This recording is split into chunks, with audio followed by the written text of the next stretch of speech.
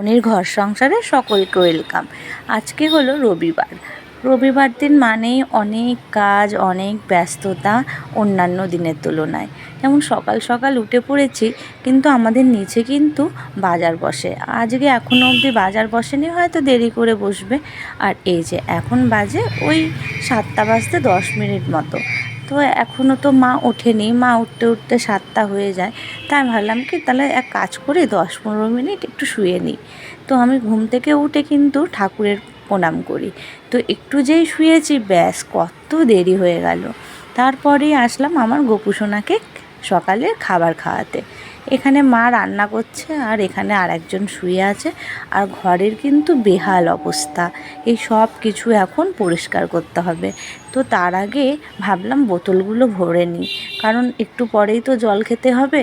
তো সেক্ষেত্রে কিন্তু বোতল দরকার। আর এই যে মা আর আমি কথা বলছি আর কাজ করছি, মা ওদিকে রান্নার কাজ করছে, আমি এদিকে ঘরের কাজ করছি। এই যে তারপরেই বোতল ভরে নিয়ে চলে আসলাম একটু ছাতু খেতে। কোনো দিন বিস্কিট খাই, কোনো দিন ছাতু খাই, কোনো দিন মুড়ি খাই। সকালটা এরকমই টুকটাক কিছু খাই, তারপরে কিন্তু আমরা ভারী খাবার খাই।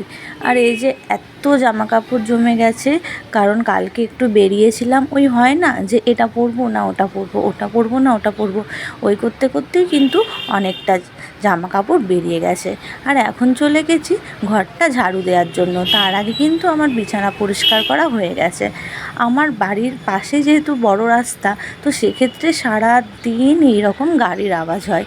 আমাদের কিন্তু এখন রাতেও অভ্যাস হয়ে গেছে গাড়ির আওয়াজটা।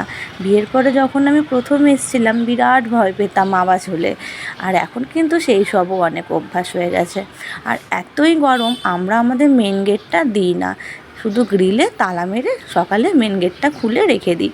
ঘর ঝাড়ু দেওয়ার পরে মা এখানে খেতে দিয়ে দিল, এঁচোড় চিংড়ি আর রুটি খেলাম।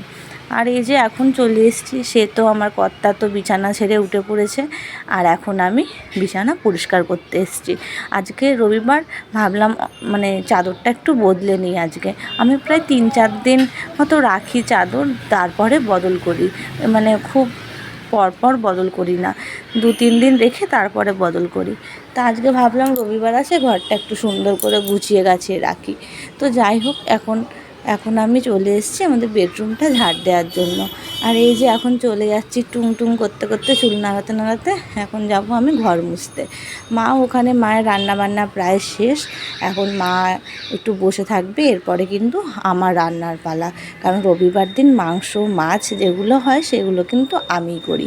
তাই ঘরটা মুছে নিয়েই কিন্তু আমাকে রান্না করতে চলে যেতে হবে।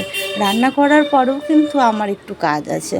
আমার হাজব্যান্ডের অফিসের জামা কাপড়গুলো থাকে, সেগুলো একটু কাচতে হয়। তো এবার ওইগুলো কাচবো, সব কিছু করে তারপরে আমি স্নান করব।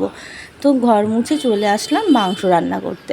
এখানে আদা রসুন সব কিছু পেস্ট করে মাংসটা রান্না করে জামা কাপড় কেচে স্নান করে চলে এলাম ঠাকুর পুজো দিতে। তো আজকের ব্লগটা এই পর্যন্তই। শ্রাবণীর ঘর সংসারে এই প্রথম ব্লগে আপনাদের কেমন লাগলো জানাতে কিন্তু একদম ভুলবেন না। দেখা হচ্ছে অন্য দিন অন্য কোনো ব্লগে। সেই অবধি ভালো থাকবেন, সুস্থ থাকবেন।